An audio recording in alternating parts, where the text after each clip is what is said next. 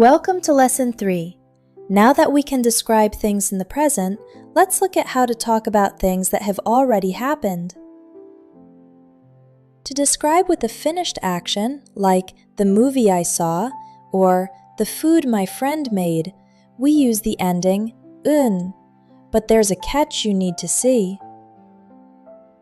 In a normal sentence, we use at or ot for the past tense, but in a modifier, those markers completely vanish. The 은 ending itself carries the past. You might notice this looks exactly like the adjective modifier from Lesson 1, and it is. The same ending means two different things depending on the word type. It follows the standard 받침 logic. Vowel stems like 가다 take 은 to become 간, and consonant stems like 먹다 take 은 to become 먹은. So, the movie I saw yesterday is 어제 본 영화. Notice how the past feeling is built right into that one syllable, 본.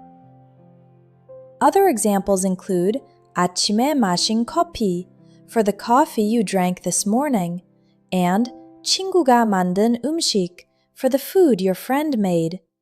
Finished actions, front-loaded. This is the central collision of the series. 작은 집 is a house that is small, but 먹은 사람 is a person who ate. You have to check if the word is an adjective or a verb first.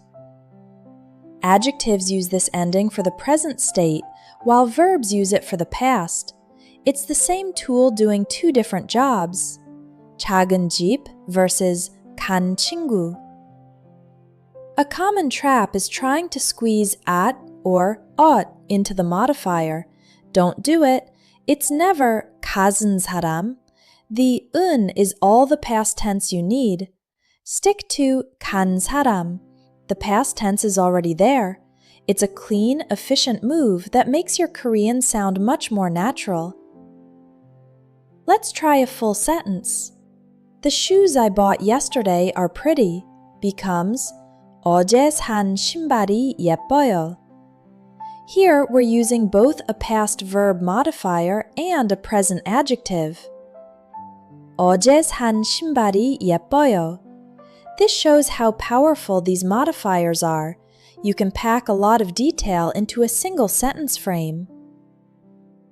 So the rule is, sort the word first. Is it an adjective or a verb? Once you know that, you know exactly which time zone you're in. This is the key to mastering the series. Recap. For verbs, 은 means it's already done. No past markers needed inside. 어제 본 영화. You've got this. In Lesson 4, we'll look forward to the future and see how to describe things that haven't happened yet. I'll see you then.